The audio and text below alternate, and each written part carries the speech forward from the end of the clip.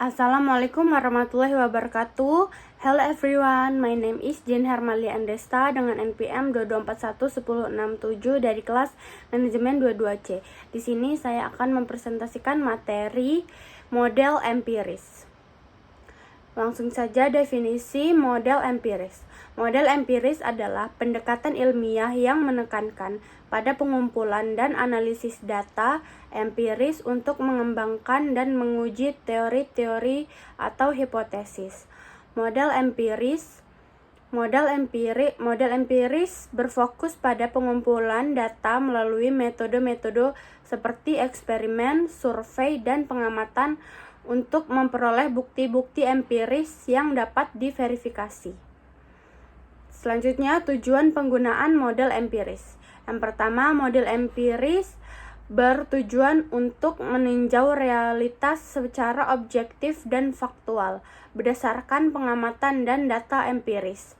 Selanjutnya, model ini digunakan untuk memecahkan masalah secara sistematis dengan berlandasan pada bukti-bukti dan pengujian terhadap hipotesis. Yang kedua, selanjutnya bentuk model empiris.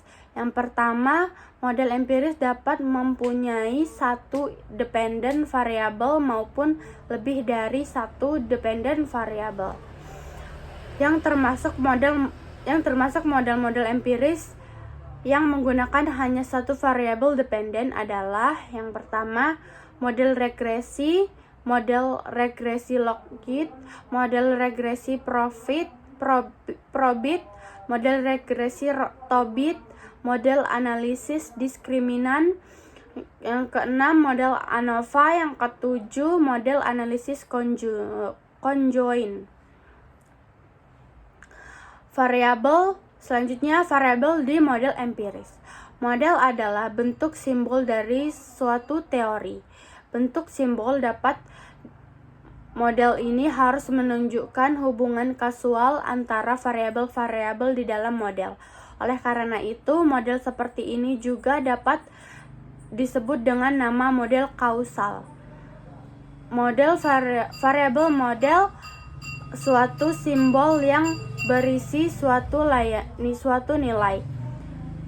Selain variabel dikelompokkan menjadi variabel dependen dan variabel independen. Variabel juga dikelompokkan menjadi variabel modernisasi atau moderating variable, variabel mediasi atau mediating variable, dan variabel extraneous variable. Yang pertama, variabel moderasi. Suatu variabel independen lainnya yang dimasukkan ke dalam model karena mempunyai efek kontingensi dari hubungan variabel dependen dan variabel independen sebelumnya. Selanjutnya yang kedua, variabel mediasi. Variabel yang secara teori mempengaruhi fenomena dan observasi yang efeknya harus diinferensi melalui efek hubungan antara variabel independen dengan fenomenanya. Yang ketiga, variabel extraneous. Variabel lain selain variabel independen, moderating, dan mediating yang mempengaruhi hubungan kausal. Variabel ini dapat dikelompokkan menjadi dua yaitu variabel pelengkap dan variabel penganggun. Selanjutnya, keuntungan menggunakan model empiris. Model empiris berfokus pada analisis data yang ada, memberikan wawasan yang bersumber dari fakta daripada asumsi atau teori. Pendekatan ini dapat diterapkan dalam berbagai disiplin ilmu dan konteks. Selanjutnya, tantangan dalam penerapan model empiris. Pengumpulan data. Mengumpulkan data yang cukup dan akurat dapat menjadi tantangan, terutama dalam konteks yang kompleks atau dengan sumber data yang terbatas. Yang ketiga, analisis dan interpretasi. Menganalisis dan menginterpretasikan hasil penelitian secara tepat membutuhkan pemahaman yang mendalam tentang teori dan metodologi yang digunakan.